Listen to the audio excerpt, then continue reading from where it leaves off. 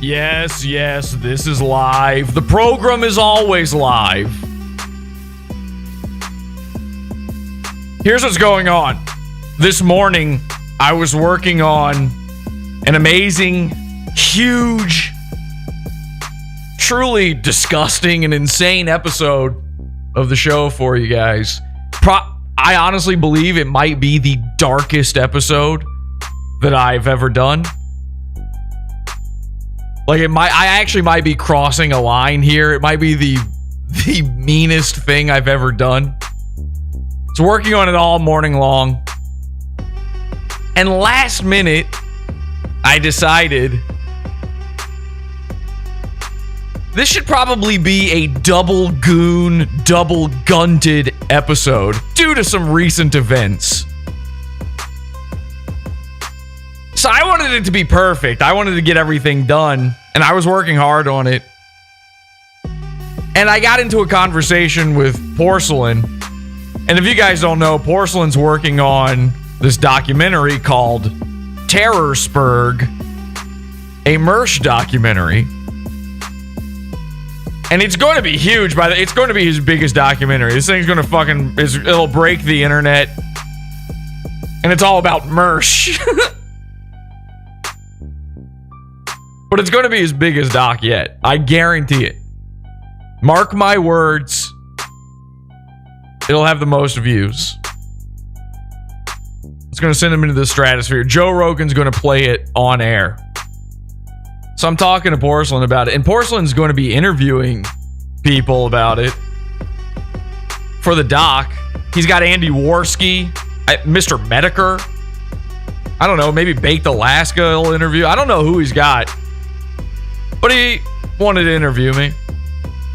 And I'm happy to do it. Happy to be here, of course. H2B, H of the show. So the thing is, coming up here real soon, my schedule's about to get a little loopy, a little hectic, very unpredictable.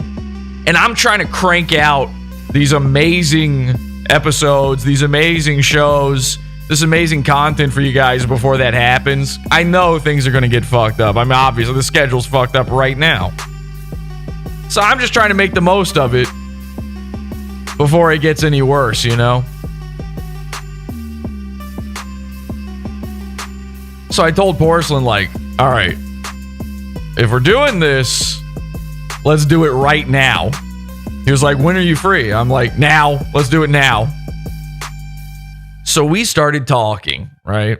And the second we start talking about this, like, we're clipping away. It was so much fun. I had a great time talking to Porcelain. We're having a ball going over all this Mersh stuff. He's got all these questions set up. And somehow 3.5 hours went by, and I just didn't even notice. 3.5 hours of talking Mersh stuff. And so at the end of it, Porcelain's like, oh my God, I'm so sorry. If I took your time, I really appreciate it. I'm like, are you kidding me? This has been a blast. And he was kind enough to say, listen, I know you're recording it on your end. Whatever you want to do with it, you can do with it. You can upload it, whatever, post it. And to be honest, I didn't want to spoil his stuff. Like, I don't know how he's using these interviews, if they're going into the doc or whatever. But then I realized, oh my God, I'm tired. I've gotten very little sleep. And at this point in the day, I'm realizing there's no way I can get this double gunted, double gooned episode baked to perfection. And I refuse to put out shit that's half-assed. That's for the OBS crowd. That's for the jabroni streams out there. I'm not Ethan Ralph. I'm not Mersh. So I wanted to make sure this thing is perfect. And I know you guys can wait for it to be perfect. So I realized, well, you know what? And I told Porcelain this. I said, I might have to show some of this on the show tonight. I might not have a show. By the time this is all said and done, I'm going to have to sleep at some point. So I think he understood, and I think he actually likes the idea. So this is a sneak peek, an actual first world exclusive look at some of the materials that will be included in Terrorsperg, a Mersh documentary. Never before seen. This just happened. Nobody else has this stuff. So I'm going to play you a part of it because here's what's going on. Tomorrow night, we will do the full double gunted, double gooned episode. It's going to be amazing. And again, it's going to be sick. It's going to be like, it's not good what I'm getting up to. It's bad. I've gotten up to some really horrible, terrible things. And I can't wait to share them with you. And tomorrow night, we're also going to do an after show because I don't want to let you guys down. Here's the thing. In the past week, we've had, I lost count. I know it's over 40 new signups to the Pizza Fund. So thank you to everybody who signed up. It's amazing that you guys do that. I don't take this shit for granted whatsoever. So I know I can't just keep putting off episodes. I had to put out something. I had to give you guys something. You just signed up. I'm not trying to scam your donations here by any means. You know, what am I? Mersh? So I had to put out something. And to be honest, this interview is so good and so funny. I don't want it to be out there for everybody. See, I know Porsalin's going to want to do something with it. So here's what I'm going to do. My absolute favorite part of this interview, because I always put out the best stuff for free. My favorite part of this interview, I'm going to show you tonight. It's going to be a good, healthy chunk of the interview. It's going to be great. You're going to love this. And then the rest of it, I'm going to put in the Pizza Fund. We've had all these new signups. We have so many people in the Pizza Fund as it is. Thank you to all those people, of course. So in the $6 level of the Pizza Fund will be the full 3.5 hour interview, but I'm too tired to do anything else. Like, I am struggling right now to even remember what it is I'm supposed to be telling you to set all of this up. So I just want it to be perfect. I just want it to be the best. I just want you guys to have the best stuff. And I just want you to be entertained. And remember, without further ado, be entertained. So with that in mind, the full thing will be in the Pizza Fund at the $6 level, which has tons of content, by the way. Our $6 level, that's where we do the after shows. So again, tomorrow night, we're going to have another show in the $6 level of the Pizza Fund. There's tons and tons of content. I mean, hours and hours and hours of content. And we got hours and hours of content in the $1 level. So the $6 level, forget about it. Podawful.pizza if you want to see the full thing. But this is going to be great. You're going to love this. Again, my favorite part of the interview, we're talking about caller Mersh, and we are talking about, and this is great, the Mersh effect. And Porsalin reveals something to me very surprising that I had no idea about. It's very exciting, and I almost died laughing when I heard this. So here it is. Without further ado, be entertained. It's just Porsalin calls in about his new Sargon documentary. The internet's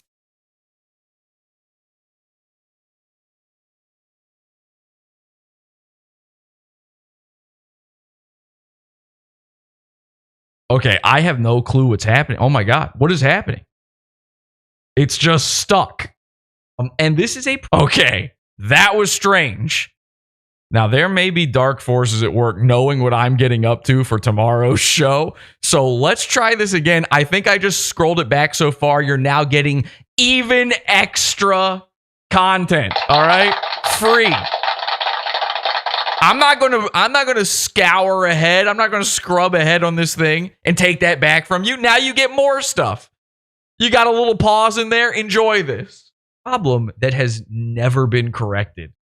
Even after he made a big deal about it, they never changed the title of this video on Dick's YouTube channel. So he will forever be relegated to just a caller and nothing more.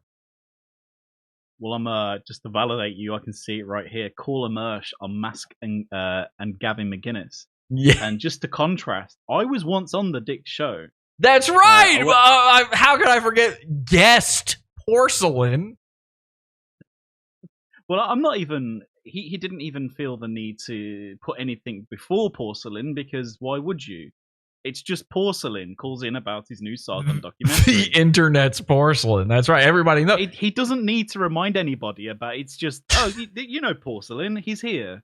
See, it's not caller Porsalin. I feel like explaining this, it's not fun. Like, it nobody's going to get it. Do people understand this? Like, Yeah, exactly. Why did they feel the need with Mersh to refer to him as a caller? Were they afraid that the word Mersh would be confusing as the first word in the sentence? What was the impetus? And every time I can only go back. I mean, porcelain, you spell your name not like the physical substance porcelain. You spell it weird. So clearly, if somebody were to read it, they might be confused if they read that. What, is this a man poorly named after a toilet? But are you, by the way? But with Mersh, they were like so worried that he's so unheard of that they felt the need to qualify him. He's the only one. If, again, Sam Hyde calls in, Sam Hyde calls into the Dick Show. That's the name of the video. If, I don't know, Mike Cernovich. Mike Cernovich was a guest on the show in studio. Mike Cernovich on the Dick Show. Caller Mersh. That's the kind of thing I love. I don't know. Oh, I get a huge kick out of it as well, and it's the same thing. There's another video here, Baked Alaska on the porcelain video, and there's like no context that they need to throw in there because so not caller Baked Alaska, not guest porcelain, just your names. So I can only assume that whoever was in charge at that point really thought that the audience wouldn't get who this person is. I mean, they needed some context to what Mersh is. Think about it this way. Baked Alaska is the name of a dessert treat. That could be very confusing to somebody coming across that title. But at no point. It's a dessert treat talking to a toilet. Like, it doesn't make any sense. Which, by the way, I'm sure that exact scenario has happened inside of Mersh's apartment.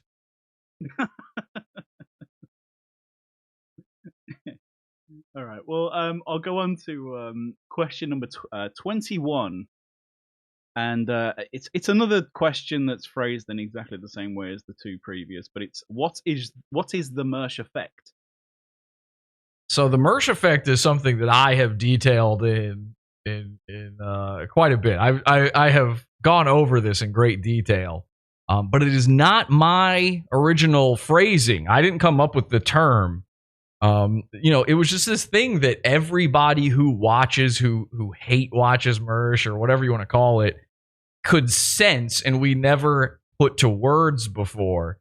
And I'm sorry, I don't remember who came up with the name, but essentially it was used to describe the pyramid scheme that Mersh of loyalty that Mersh uses in order to coerce people into showing him respect and giving him views in exchange.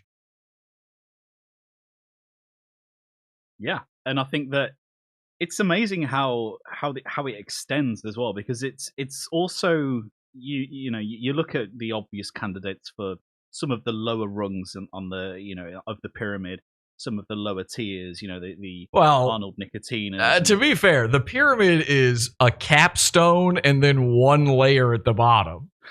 There's not really a lot going on in between. Well, I don't know. I think that I think there is a level of capos when you're looking at the Verges and the Adonis Pauls, and I think that also I can't help but think that Dick Masterson and Ethan Ralph are involved in it in some way, or if they're not involved in strictly in the Mersh effect, they're involved in some other cabal, in some other weird. It's almost like the five families, isn't it? And Mersh is one of the five families. Ethan's another of the five families, and Dick's another of the five. I would say personally, they've all got Mersh effects. They've all got effects of their own that they all intertwine, and they gun guard for each other, and they white knight for each other. And I would say personally that the people who are above Mersh in the pecking order are not part of the Mersh effect. That's a different thing. That's him glomming onto them. This is Mersh's scheme. It's sort of a cult leadery scheme. It's sort of that sort of thing. You and I were an attempt at being a part of the Mersh effect, and I don't think either of us knew it at the time. And I think at a certain point, both of us independently figured it out. And while we didn't have a term for it, then we both went, "Oh God, good thing we've severed that relationship. That was gay." But what he does is he finds lower level streamers or people kind of on the same level as him, and then he just promotes the shit out of them. And he did this to me, he did this to you, and nobody asks him to do this. He just does it. And then one day, Mersh comes calling to collect. He walks up to you and he goes, "Okay, give me." And you go, "What? I don't understand." And he's like, I sort of made you. He's literally said this about, by the way, anybody who's ever interacted with him. He thinks my career was built on Mersh. He thinks Porsalin'S career was built on Mersh. He thinks Mike David's career was built on Mersh, who's been doing a show since, I don't know, fucking the 90s or something. So, but somehow Mersh is behind all of these people. And now, as it gets hard, it's, getting more and more difficult for him. But the first thing I think I detailed about the Mersh effect is what made me so sickened by his show, and particularly by super chats. Like, I used to do super chats, even though I'm usually against monetization, because I thought they were an interesting way for people to interact with the show. And then I would watch ROTC do them, and it sort of clicked in my head. Every single person sending in a super chat has their own Nightwave. Like, when Mersh says you can be Nightwave, he ain't joking. Everyone had an OBS stream show, like a low effort crap stream, and Mersh would promote the shit out of it. And then I realized they're paying for promotion. These aren't fans of a show wanting to say their piece to whoever the guest is. These aren't people just giving their support. These are people using $5 for free advertising on a show that has 600 people watching back then. So that part of it was really gross to me, because I know that they know that. Even Royce and Mersh have to realize that is why they were making all their money, was basically a bunch of ROTCs were paying them to get the same audience. So it's an audience filled with other content creators. It would be like if the only people who watched, I don't know, The Daily Show were John Oliver and Stephen Colbert and like all the other guys out of Samantha Bee. If their entire audience was filled up with also The Daily Shows, it would be the same sort of thing. And it was really disgusting. And now, like, he will find, it doesn't matter how shitty you are. It doesn't matter how no content having you are. It doesn't matter if you are literally covering the exact same shit as Mersh an hour after he did it, or vice versa. He will promote the shit out of you just to gain your respect and just to keep you loyal to him, and probably to keep you as a pay piggy to him. And it fucking works. It does work for him. And there's a lot of people where, it's sunk cost fallacy. If you've spent that much time giving a man money and respect, at a certain point you have to go either, oh shit, I've wasted so much money and so many years of my life now, or you have to keep deluding yourself into believing in the hype. And that leads you to having a guy like Virgie G having a show where Mersh is saying, and when Nightwave ends, Mersh is going, all right, stick around, Virgie G is up next, as if they're on like a network on television. He's not up next. He's on a different YouTube channel, and his shit sucks. But this is what he does. Hey, Adonis Paul is up next. And man, Adonis Paul is like, that's a whole other fucking can of worms there. But these guys have this bizarre loose network held together with chewing cum. And yes, I did say chewing cum. That wasn't an accident. And it looks like a house of cards. You think it's going to topple at any point. But the beauty of the pyramid is it topples in on itself and it just stays a triangle. And that's Mersh's favorite shape.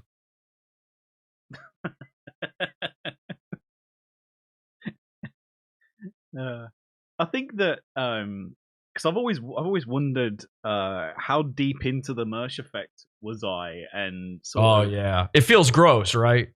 It does, but I give myself a little bit of latitude on it, because I think that as soon as something that was quite visibly off-putting or disturbing, as soon as that actually happened, I wasn't dumb enough to sort of delude myself into into sort of accepting it, or into maybe burying it down deep somewhere that I don't want to maybe look again. It was, and for me specifically, it was the incident of the Owen Benjamin documentary release, and seeing seeing Mersh run around his own Discord server complaining to everybody that would listen about the fact that I forgotten to put his name in the credits, and he was so upset about this that I felt so bad, and this was where the real kind of like sick feeling that I got, because of how stupid I was to even do this, that I put a video out the day after the Owen Benjamin documentary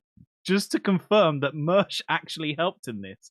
And it was a video where it was, man, it was yeah, I mean, the minute I put it out and I watched it back, I just thought, what the hell are you doing? What the fuck is this? And then I spoke to, because there were one or two mods, I don't want to say their names now, but there were a couple of mods back then who were, I was talking to them one-on-one, and they were telling me, like, this is weird behavior, we don't like this as well, we don't know what's wrong with him. And yeah, I spoke to them about that for quite a bit, and it was a sticking point for me, definitely. That and it was kind of that moment where I realized, okay, no, this is what I'm here for. This is why I'm involved in this community. This is what they want from me. This is a transactional relationship. Yeah. This is nothing more than that. That's what it is. It's transactional. Mersh doesn't know a relationship that isn't completely transactional, and everybody's got a friend like that. Everybody knows somebody where it's just, what can you do for me? And that's really all this is.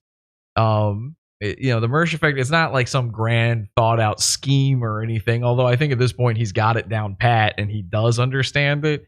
But it's just, hey man, I did you a favor, you owe me. The famous Mersh quote of, I was nice to you. And he's used that so many times now.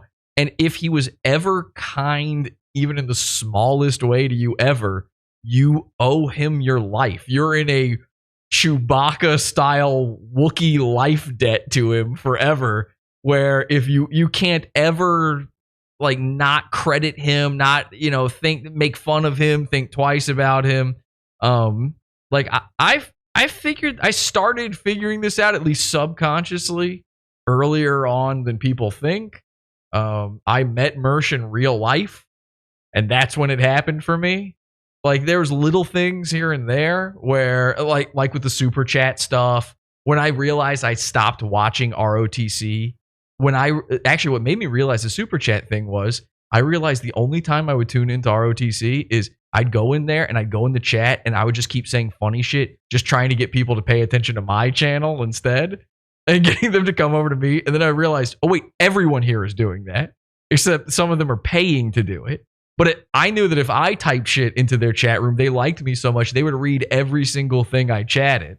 So I didn't have to pay because I was bigger than them at the time. Like, my channel was bigger than theirs. And so then I meet Mersh in real life, and I'm seeing the way he's acting like he's a celebrity, and nobody knows who he is. And it's crazy. I started calling him Hollywood Mersh.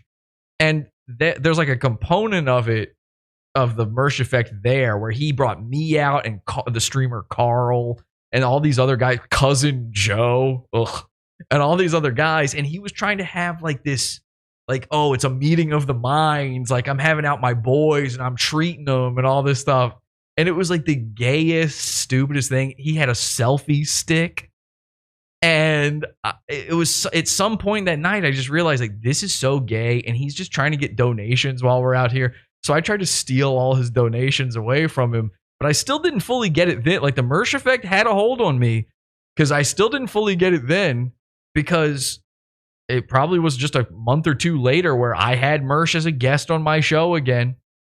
And it wasn't until he was on my show the second time that I realized, like, wait a second, this dude sucks. And I didn't say anything because I didn't want to be mean. The Mersh effect, I owed him, I didn't want to be mean, but he came on my show and he didn't say anything funny. He was like clearly not paying attention. And it was like, and I was covering a topic that was like really more of a thing he's into than I'm into. It was like that fucking smiling kid, the kid who smiled at the Indian man.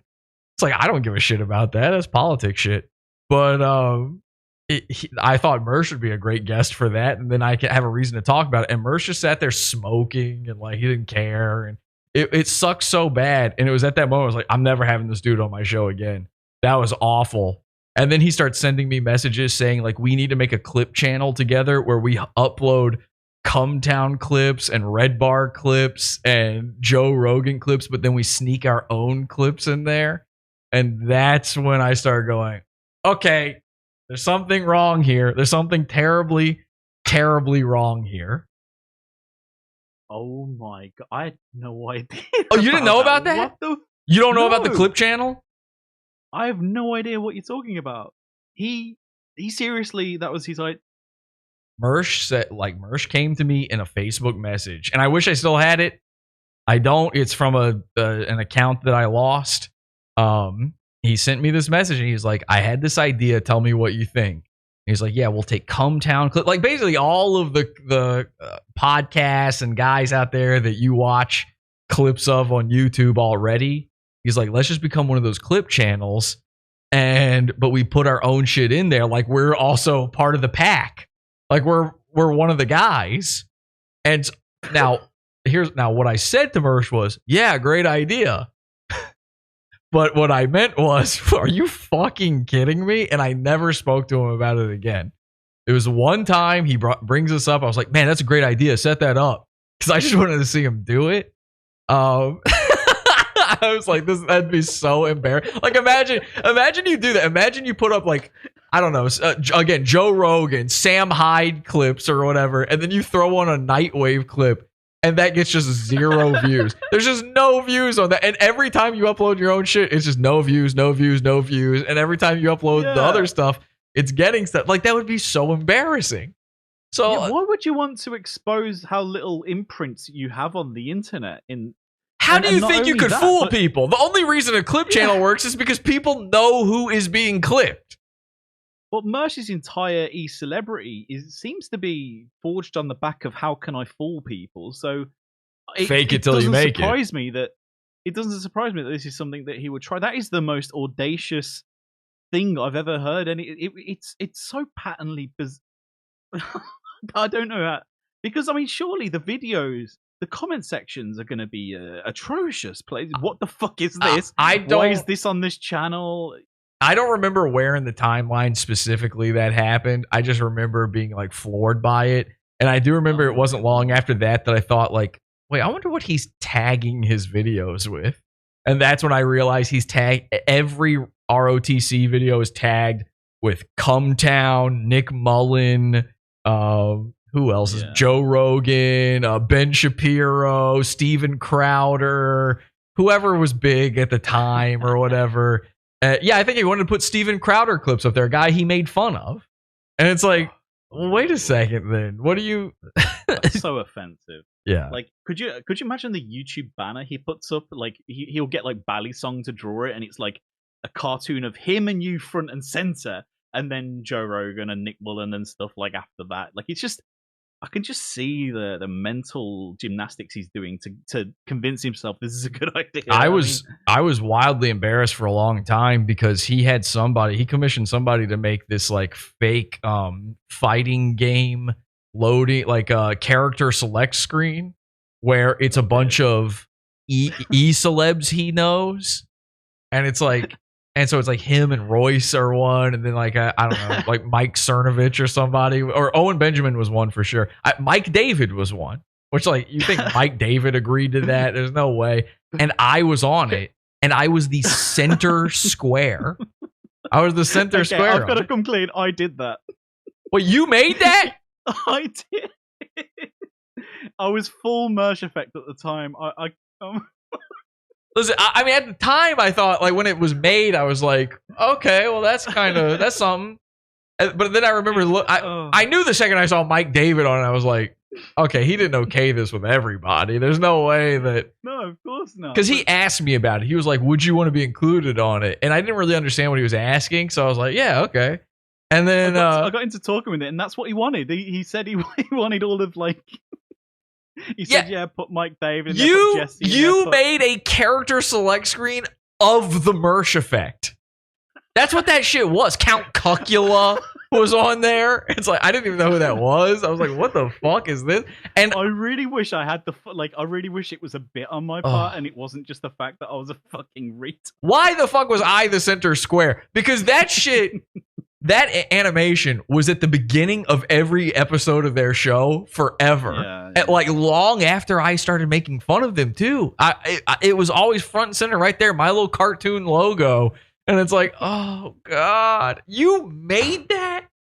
Oh, I mean, it wasn't very good. I don't attest. no, it was terrible. Particularly really skilled bad. in that, but the reason I did it is someone else made one and it was a fucking mess, and I was like, they can't put that on the show. That's embarrassing. Oh my So I was God. like, You know what that reminds me of? One time, what? back when I was still in their Facebook group, one time they posted an image that they were going to put on a t-shirt and sell. And it was so shitty that I went, listen, guys, I'm just going to do this for free. And I just redid the logo for them, whatever it was. And I was like, here, put this on the shirt. I swear to God, if you put that other thing on the shirt, I cannot associate with you anymore. Like, I used to be a graphic designer and t-shirt printer. That was my job for 3 years. And so I see something like that and I can't let it go. And obviously I've seen them make tons of horrific messes of merchandise since then, but I gave them free art just because I saw them fuck it up. So like there was like they fucked up the transparency and there was like pixels in there just left over that would have printed onto the shirt. And they had done it where like it was like a blue logo or something going onto navy blue shirts. And it's like, well, you don't need you don't have them print the navy blue part. It'll be a huge gross patch of ink if you do that. There's no reason. Don't have them print the color that's already on the shirt. That doesn't make any sense. So yeah, I did the same thing. I completely redid something for them for free just because it was so bad I couldn't sit through it. Yeah, it was I hadn't thought about that until now, and it really is. It's the Mersh effect. Oh I had no idea, but all right, we'll go on to Porcelain made the Mersh effect. It was almost pyramid shaped too. There was like It's an upside down pyramid. There's like more fighters at the top than the bottom. Yeah, it was a couple on the top, and then there was a big section at the bottom. And it's exactly the pyramid that you're describing, where it's only like 2 tiers. Yeah, like a big chunk at the bottom, and just like 2 or 3 at the top. I can't believe you made that, and I've just been sitting here ragging on it for 15 minutes. That is so funny. I was sitting there just like, why am I laughing at this? Why am I laughing at this? And then I was like, I've got to say something, because if I let this go, someone's going to be like, that is embarrassing. All right, we'll go on to let's go on to the tink. Support the show. Join the Pizza Fund. Podawful.pizza. Pizza.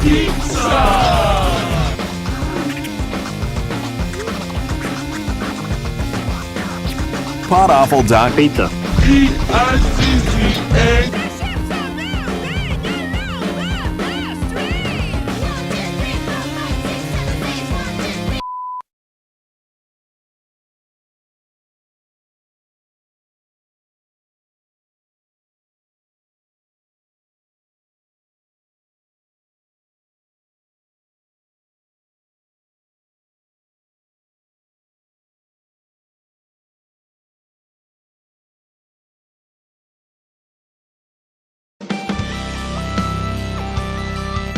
Sorry, nigga. This content right here is Pizza Fun's own. Podawful.pizza. This shit is beefer. Podawful.pizza. We got shooters in these streets.